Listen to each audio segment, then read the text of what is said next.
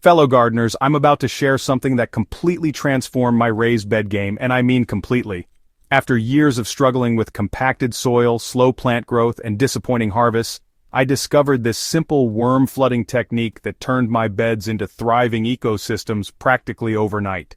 Trust me, once you see what happens when you intentionally invite thousands of worms into your raised beds, you'll wonder why you ever gardened without them.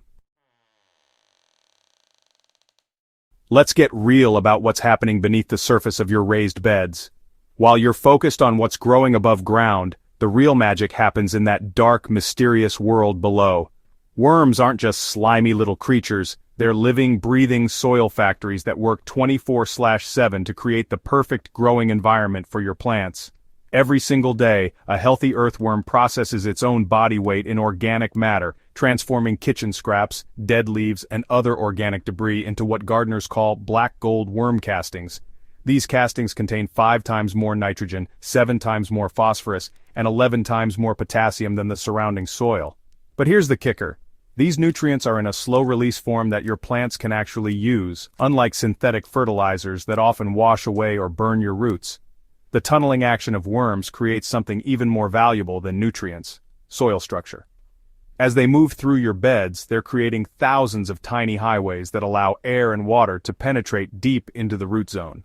This natural aeration system means your plant roots can breathe, expand, and access nutrients from every corner of your raised bed. Here's where most gardeners go wrong. They think worms will just naturally appear in their raised beds. While this can happen, it takes months or even years to build up a substantial population. But what if I told you there's a way to flood your beds with worms in just a few weeks? The secret lies in creating an irresistible worm habitat before introducing them. Start by adding a thick layer of organic matter to your beds. We're talking 4 to 6 inches of a mixture that includes shredded cardboard, aged compost, chopped leaves, and coffee grounds.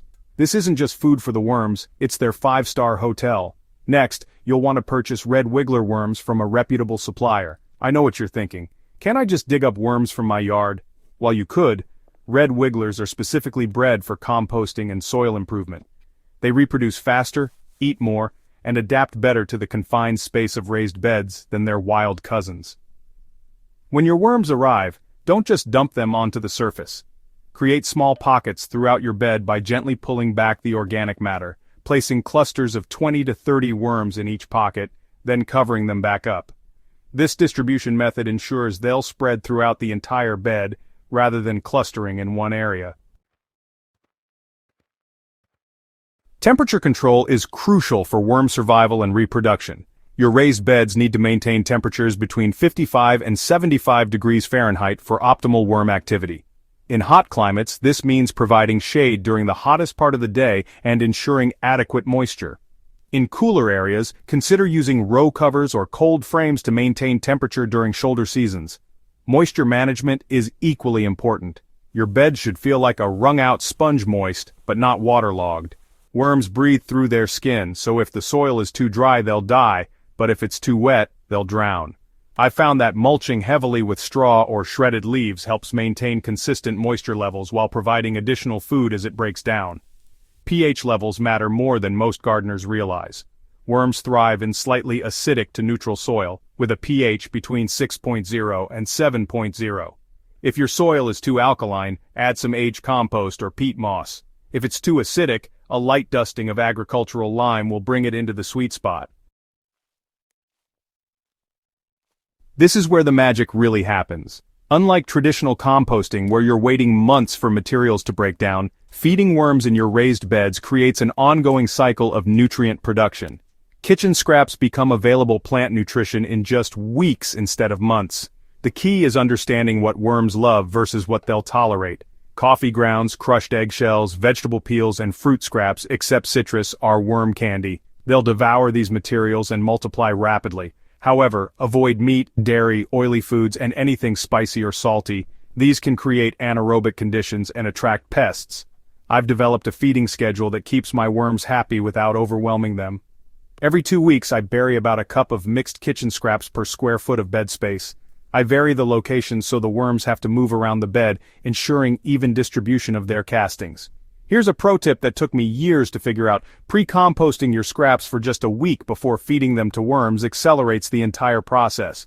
Simply keep a small container with holes in it where you can let scraps start breaking down before adding them to your beds.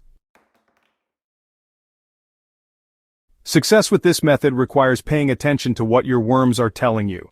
Happy worms reproduce quickly. You should see baby worms. They look like tiny white threads within 4 to 6 weeks of introduction.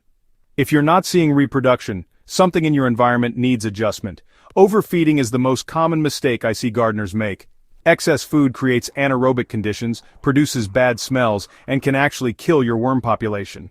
If you lift your mulch and smell anything sour or rotten, stop feeding immediately and add dry carbon materials like shredded paper or leaves.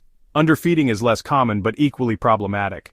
Starving worms will migrate out of your beds in search of food. You'll know this is happening if you notice fewer worm castings appearing on the surface, or if you dig down and find fewer worms than you started with. Weather extremes require special attention. During hot spells, increase watering frequency and add extra mulch for insulation. During cold snaps, consider covering your beds with row covers or adding a thick layer of leaves for insulation. When you implement this worm flooding technique correctly, the changes in your soil and plant health are dramatic and fast. Within the first month, you'll notice the soil structure becoming more crumbly and easier to work.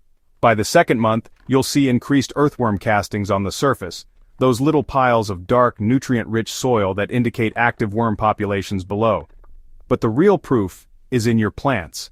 Vegetables grown in worm-rich soil show increased disease resistance, faster growth rates, and significantly higher yields. I've documented 30 to 40% increases in tomato production and noticed my leafy greens staying productive weeks longer than in previous seasons. The long-term benefits extend far beyond a single growing season. Worms create permanent improvements to your soil structure. Each year, your beds will retain moisture better, drain more effectively, and require fewer external inputs.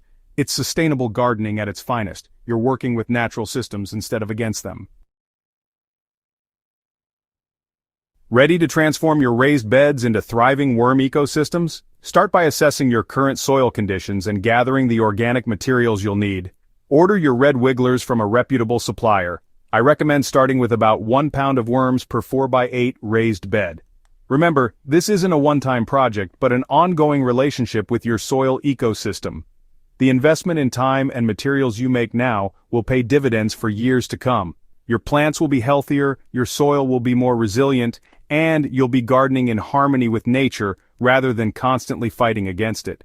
Don't forget to hit that subscribe button and share this video with fellow gardeners who are ready to take their soil health to the next level.